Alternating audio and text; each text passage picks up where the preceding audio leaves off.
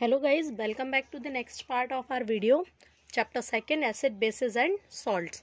इसके पहले वाले पार्ट में हमने पढ़ा था एसिड्स के और बेसिस के कुछ टाइप, लाइक स्ट्रॉन्ग एसिड्स और वीक एसिड्स क्या होते हैं, उसी तरह से स्ट्रॉन्ग बेस और वीक बेस क्या होते हैं। अब इसमें हम पढ़ेंगे कि स्ट्रॉन्ग और वीक तो पढ़ लिया, पर एक और टर्म हम यूज करते हैं एसिड और बेस के लिए, that is concentrated and dilute. तो कॉन्सेंट्रेटेड एसिड्स और बेस क्या होते हैं एंड डाइल्यूटेड एसिड्स और बेस क्या होते हैं। तो यहाँ बहुत सिंपल सी चीज़ है, कॉन्सेंट्रेटेड एसिड जो होता है वो बेसिकली प्योर फॉर्म होता है। अगर एसिड की बात कर रहे हैं तो एसिड का प्योर फॉर्म मतलब जो एसिड है वो सिर्फ एसिड ही है, उसमें वाटर या कुछ भी ऐसा हमने मिक्स नहीं किया हुआ है, दैट इज कॉन्सेंट्रेटेड एसिड। उसी तरह अगर कोई बेस है वो अगर अपने प्योर फॉर्म में है, अगर कोई बेस है वो अपने प्योर फॉर्म में है तो that will be concentrated base. अब बात आती है डाइल्यूट की, तो डाइल्यूट एसिड या डाइल्यूट बेस क्या होता है, इसमें वाटर एडेड रहता है, water is added to the acid और बेस।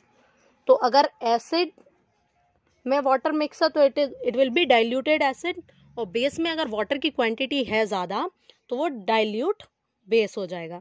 तो वाटर अगर नहीं है that means if it is in pure form then it is said to be concentrated, और अगर इसमें वाटर मिक्स है then it will be dilute. ठीक है, तो ये तो बात हुई कॉन्सेंट्रेटेड और डाइल्यूट की। अब डाइल्यूट करने का तरीका क्या होता है। Suppose if we talk about acid, यहाँ हम देखेंगे प्रोसेस ऑफ डाइल्यूशन।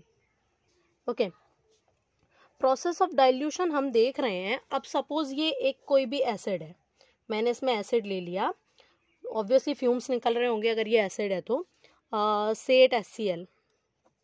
ठीक है, अब मैं क्या करूँगी, अगर मुझे इसे डाइल्यूट करना है तो क्या मैं डायरेक्ट पानी डाल दूंगी इसमें? नहीं, ऐसा मत करना, क्योंकि ऐसा करोगे तो क्या होगा, ये जो एसिड है ये पूरा स्प्लैश हो जाएगा आपके फेस पे और आप खुद को हार्म कर सकते हो। That is not the right process of dilution. Dilution के लिए हम क्या करते हैं, हम लेते हैं पानी, एक बीकर में हम लेते हैं पानी और उसमें डाला जाता है एक स्टिरर, और उसमें धीरे धीरे से एसिड डालते हुए बहुत स्लोली एसिड डाला और उसको कंटिन्यू स्टिर करते हैं, इसको कंटिन्यू स्टिर करते हैं, ऐसे एसिड को डाइल्यूट किया जाता है। दैट मीन्स आप पहले से आपका वो डिटरमाइन कर लो कि आपको उसमें कितना पानी ऐड करना है और स्लोली कितने पानी में एसिड को ऐड करना है, तो उतना पानी लेके आप एसिड को धीरे धीरे उसमें ऐड करना है और उसको कंटिन्यूअसली आपको स्टिर करते रहना है, तब जाके एसिड प्रॉपर्ली डाइल्यूट होगा बिना आपको कोई हार्म किए।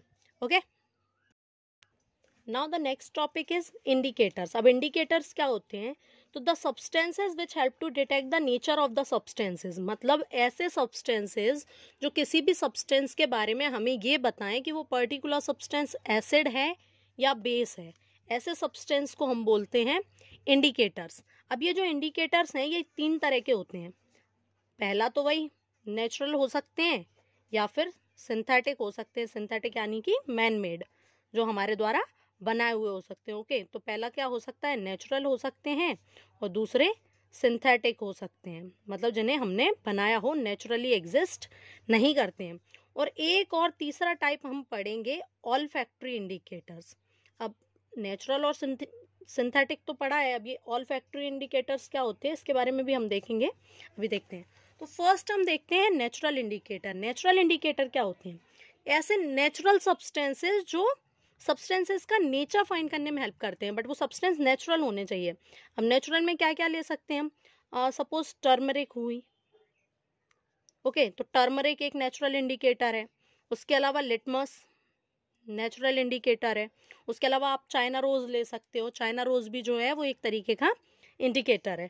ओके, अब इसमें हम देखेंगे क्या क्या चेंज होता है। टर्मरिक जो है वो एसिड के कांटेक्ट में आती है तो उसमें कोई चेंज नहीं आता है। वैसे ही आपने देखा होगा जब बेस के कांटेक्ट में टर्मरिक आती है तो उसका कलर रेड हो जाता है। एग्जांपल के लिए, अगर आपने टर्मरिक में कोई एसिड मिक्स कर दिया, सपोज सेट आपने लेमन जूस डाल दिया, लेमन जूस एसिडिक होता है, तो टर्मरिक के कलर में कोई चेंज नहीं आएगा। बट अगर उसी में आपने वॉशिंग पाउडर का सोल्यूशन डाल दिया या सोप सोल्यूशन डाल दिया तो टर्मरिक का कलर कैसा हो जाएगा, रेड हो जाएगा। दैट मीन्स टर्मरिक इंडिकेट कर रही है, अगर वो अपना कलर चेंज कर रही है दैट मीन्स वो बेस के कांटेक्ट में आई है, और अगर कलर चेंज नहीं कर रही है दैट मीन्स वो बेस के कांटेक्ट में नहीं है, जो सब्सटेंस है वो या तो एसिडिक है या तो न्यूट्रल है। सेम थिंग लिटमस पेपर का हम देख चुके हैं कि लिटमस पेपर एसिड्स में रेड कलर का हो जाता है अगर ब्लू लिटमस है तो। And in coming to the contact with base, red जो लिटमस पेपर है हमारा वो ब्लू कलर का हो जाता है। Then coming to synthetic indicators, synthetic indicators की बात करें तो एक होता है मिथाइलिन ऑरेंज।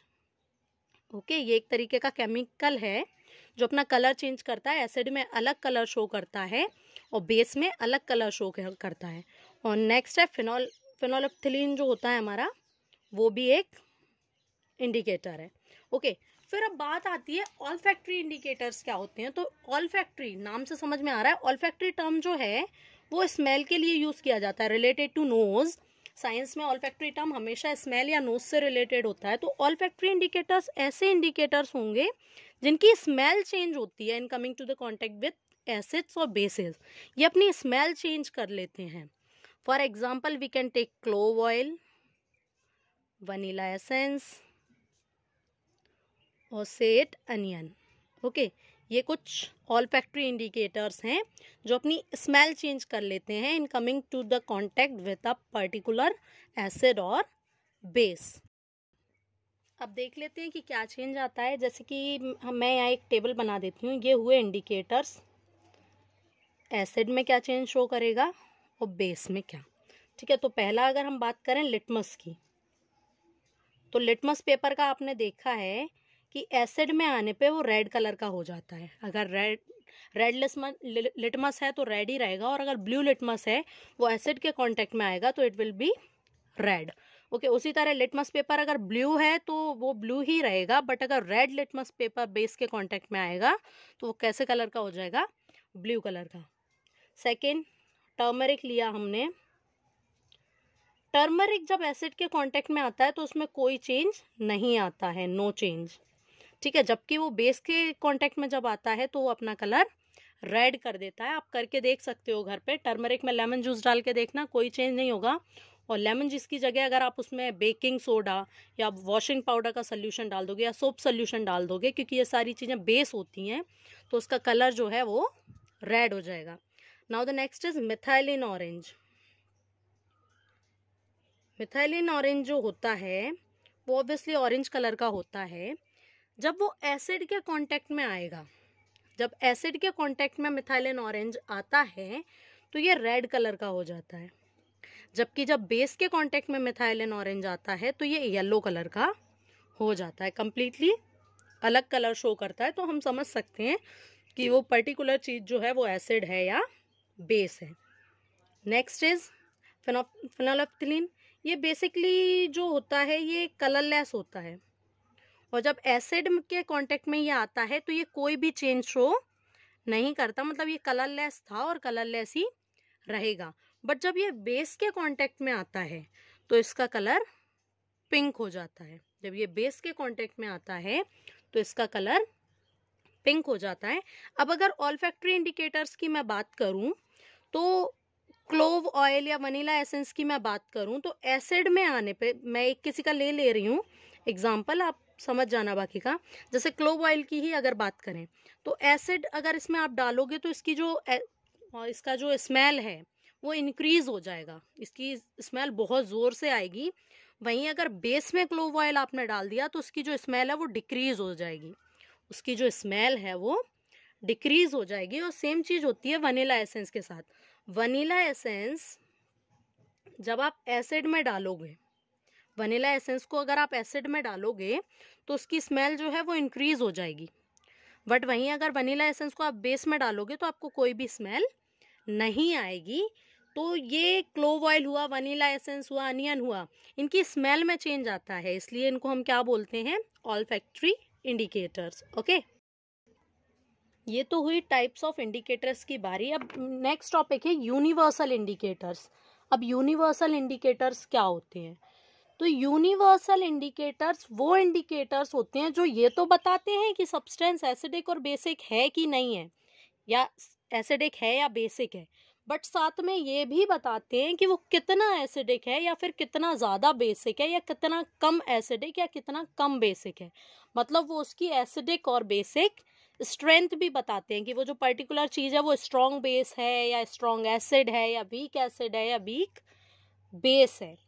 यूनिवर्सल इंडिकेटर क्या है, जैसे कि हमारा पीएच पेपर हम यूज करते हैं, तो पीएच पेपर जो है हमारा वो नेचुरल यूनिवर्सल इंडिकेटर है, sorry not natural, pH paper जो है वो हमारा यूनिवर्सल इंडिकेटर है, वो हमें स्ट्रेंथ बताता है पर्टिकुलर एसिड या बेस की। देखो पीएच पेपर बेसिकली क्या होता है, जैसे एक पेपर रहता है जो 14 सेगमेंट्स में डिवाइडेड रहता है, 14 सेगमेंट्स, ओके, 1 2 3 4 5 6 7 8 9 10 11 12 13 14, ओके, मैंने यहाँ पे लिख दिया 1 2 3 4 5 6 7 8 9 10 11 12 13 14। एक तरीके की जैसे स्केल रहती है ना, तो it is a scale to measure the acidic और बेसिक स्ट्रेंथ्स, ठीक है। तो यहाँ पे जो 7, जिसका पीएच 7 होगा, पीएच का बेसिकली मतलब क्या होता है, जो यहाँ जो मैं पीएच टर्म यूज कर रही हूँ, that P is for potence, potence मतलब पावर, और एच फॉर हाइड्रोजन, तो हाइड्रोजन मतलब कि एच पॉजिटिव आयंस की पावर कितनी है उसके बेसिस पे ये बताता है।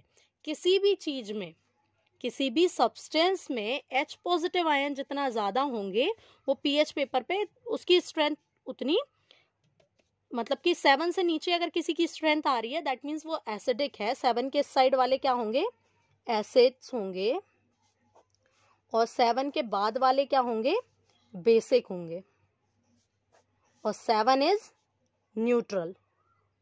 किसी सब्सटेंस का पीएच अगर 7 है तो वो न्यूट्रल है, और किसी सब्सटेंस का पीएच अगर 7 से कम है तो वो एसिडिक है, और अगर 7 से ज्यादा है तो वो पर्टिकुलर सब्सटेंस जो है वो बेसिक है। अब 7 से कितना ज्यादा है वो उतना ज्यादा बेसिक होगा। उसी तरह एसिड अगर है तो 7 से कितना कम है उसका पीएच, तो वो उतना ज्यादा एसिडिक होगा। तो यहाँ पीएच का मतलब पावर ऑफ हाइड्रोजन और पोटेंशियल ऑफ हाइड्रोजन, ये चीज ये मेजर करता है पीएच पेपर। अब मैं यहाँ कुछ कुछ बेसिक चीजों का आपको पीएच बता देती हूँ तो आपको समझ में आ जाएगा। जैसे न्यूट्रल से लेके स्टार्ट करें अगर, तो हमारा जो ब्लड है, प्योर ब्लड या फिर जो वाटर होता है, इसका पीएच ऑलमोस्ट 7 रहता है, नॉट एग्जैक्टली 7, इसका जो पीएच है वो ऑलमोस्ट 7 रहता है, तो इसको हम न्यूट्रल मान सकते हैं। ओके, फिर बात करते हैं, थोड़ा सा एसिड की तरफ बढ़ते हैं, तो लेमन जो होता है हमारा, लेमन जूस जो होता है हमारा, वो एसिडिक होता है, उसका लगभग 2.2 पीएच रहता है, लगभग 2.2, तो यहाँ कुछ आएगा वो। तो अगर पीएच पेपर पे क्या होता है, बेसिकली अलग अलग कलर्स रहते हैं, इसके लिए अलग कलर, इसके लिए अलग कलर, इसके लिए, और रेनबो में जो कलर्स होते हैं विबजॉर उसी के फॉर्म में होता है, यहाँ रेडिश से होते हुए स्टार्ट होता है, यहाँ वॉयलेट पे जाके खत्म होता है।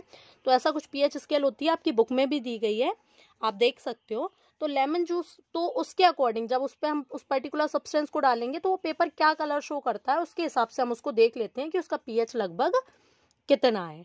ओके, तो लेमन जूस को जब आप डालोगे तो यहाँ कुछ आएगा 2 के लगभग, तो इसका जो पीएच होता है वो लगभग 2.2 होता है। ओके, लगभग 2.2 मतलब बहुत ज्यादा, काफी एसिडिक होता है लेमन जूस। फिर बात करें अगर गैस्ट्रिक जूस की, गैस्ट्रिक जूस कौन सा जूस, जो हमारे पेट में रिलीज होता है, HCl रिलीज होता है पेट में, तो उसकी वजह से जो गैस्ट्रिक जूस है हमारा वो बहुत ज्यादा एसिडिक होता है, लगभग 1.2 उसका पीएच होता है। दैट मीन्स वो बहुत ज्यादा एसिडिक हो गया, स्ट्रॉन्ग एसिड हो गया, इसीलिए तो पेट में खाना डाइजेस्ट हो जाता है हमारा प्रॉपरली एसिड की वजह से। ओके, फिर नेक्स्ट बात करते हैं, अब ये तो हुई कुछ एसिड्स की बात, अब कुछ बेस देख लेते हैं।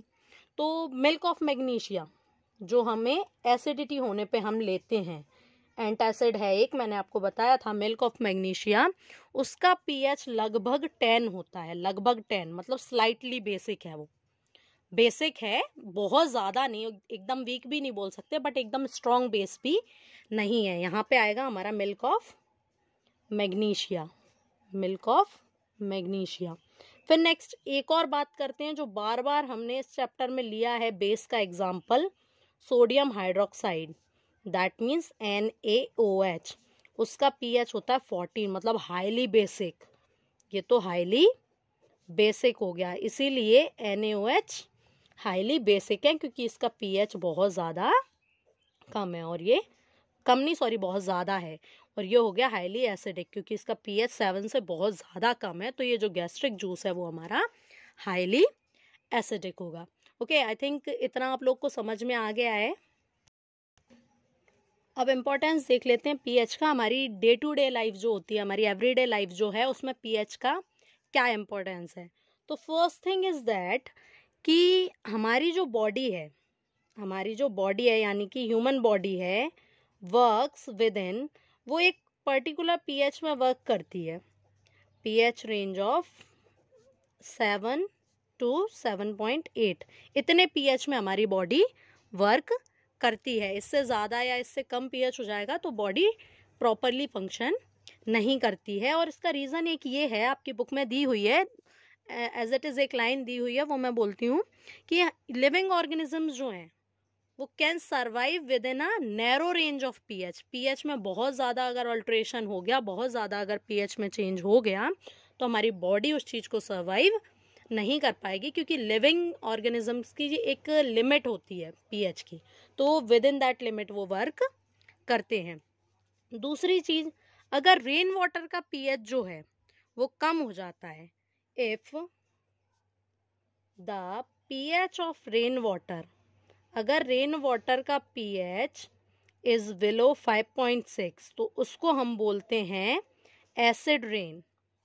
It is called acid rain. अब एसिड रेन के तो काफ़ी सारे हार्मफुल इफेक्ट्स हैं, ठीक है। एसिड रेन जब होती है तो उससे हमारी एक्वाटिक लाइफ जो है वो भी डिस्ट्रॉय होती है, क्योंकि फिशेस वगैरह उस पानी में सर्वाइव नहीं कर पाती हैं। उसके अलावा ये हमारी काफ़ी सारे मॉन्यूमेंट्स को भी ख़राब कर रही है। आपने सुना होगा कि जो ताजमहल है उसका जो मार्बल है वो एसिड रेन की वजह से काफ़ी ज़्यादा ख़राब होने लग गया है। तो ऐसा सारा कुछ नुकसान हमारा एसिड रेन करती है, क्योंकि अब ये एसिड रेन फ्लो कर रिवर वगैरह में जाता है तो एक्वाटिक लाइफ पे भी इफेक्ट पड़ता है, तो हमारी एक्वाटिक लाइफ का सर्वाइवल जो है वो थोड़ा सा डिफिकल्ट हो जाता है। इसके अलावा अगर पीएच 5.5 से कम होता है तो हमारा टूथ डिके होने लगता है। टूथ डिके कितने पीएच पे? बिलो 5.5। अब ये होता कैसे है, तो एक बहुत सिंपल सी लैंग्वेज में समझाऊंगी, बहुत जल्दी समझाऊंगी। ये देखना, ये हुआ हमारा टूथ, ठीक है, ये हमारा टीथ है। आपने खाना खाया, सपोज खाने के कुछ पार्टिकल्स इस दांत में रह गए, दांत में फंस के रह गए, तो क्या होगा, बैक्टीरिया इस पे अटैक करेगा। बैक्टीरिया इस खाने को खाने के लिए आएगा, और जब बैक्टीरिया इस खाने को खाने के लिए आएगा तो वो इसमें एसिड फॉर्म करेगा। क्या फॉर्म करेगा? एसिड। अब थोड़ा बहुत हुआ तो ठीक है, यही प्रोसेस कंटिन्यूअसली होती रही तो उस एसिड की वजह से हमारे जो दांतों की आउटर लेयर होती है, वाइट जो शाइनी आपको दिखती है, enamel, it is the hardest substance of our body, ठीक है। एनेमल हार्डेस्ट सब्सटेंस होती है हमारी बॉडी की, कैल्शियम वगैरह का बना होता है। स्टिल क्योंकि बहुत ज़्यादा एसिड जब इस पर वर्क करता है तो ये एनेमल जो होने लगती है वो हमारी वीक हो जाती है, धीरे धीरे एनेमल हमारी ख़राब हो जाती है, और उसी की वजह से हमारे दांत में जो है वो कैविटी हो जाती है। तो उसको प्रिवेंट करने के लिए हम क्या करते हैं, खाने के बाद हम ब्रश करते हैं। तो ब्रश वगैरह जितने भी टूथपेस्ट वगैरह आते हैं आपके, वो बेसिक होते हैं, उनका नेचर कैसा होता है, बेसिक। इसीलिए ताकि बैक्टीरिया अगर उस पर खाने पे अटैक कर चुका है और वो एसिड वहाँ फॉर्म कर चुका है, तो उस बेस का यूज़ करके हम उसको न्यूट्रलाइज करते हैं। दैट्स वाई हम टूथपेस्ट यूज़ करते हैं हमारे दांतों को क्लीन करने के लिए। ओके, इसके अलावा नेक्स्ट चीज़ आपने जो देखी होगी कि हमारे डाइजेस्टिव सिस्टम में भी पीएच का रोल है काफ़ी, इन आर डाइजेस्टिव सिस्टम। कभी कभी क्या होता है, जैसे कभी कभी छोड़ो, नॉर्मली हमारे पेट में HCl रिलीज होता है, हमारे डाइजेस्टिव सिस्टम में HCl रिलीज होता है, ठीक है, और हमारे स्टमक को हार्म नहीं करता है, वो फूड के डाइजेशन में हेल्प करता है। कभी कभी इंडाइजेशन के टाइम में, या आपने बहुत ज़्यादा ज़रूरत से ज़्यादा खा लिया है, या ऐसी कुछ जब कंडीशंस होती हैं, जब इंडाइजेशन होता है, तो उस टाइम पे स्टमक जो होता है वो काफ़ी ज़्यादा HCl रिलीज़ कर देता है। स्टमक जो होता है वो काफ़ी ज़्यादा HCl रिलीज़ कर देता है, जिसकी वजह से हमारे स्टमक में पेन और इरिटेशन होने लगता है। दैट मीन्स हमें एसिडिटी हो जाती है।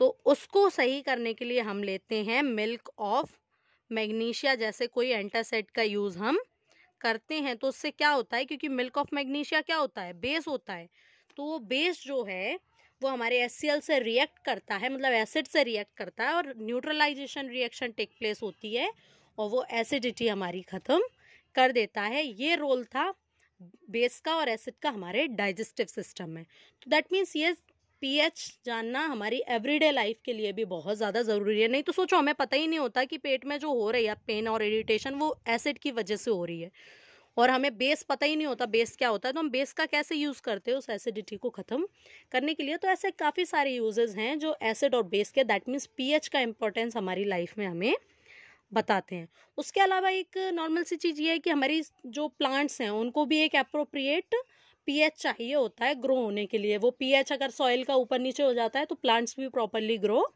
नहीं कर पाते हैं। ओके, तो आपको अगर इतने टॉपिक में कुछ भी डाउट लगता है, आपको कोई भी क्वेश्चन आता है माइंड में, तो you are free to ask me in the comment section. Okay, और आपको वीडियो कैसे लगी मुझे ज़रूर बताएं। Thank you.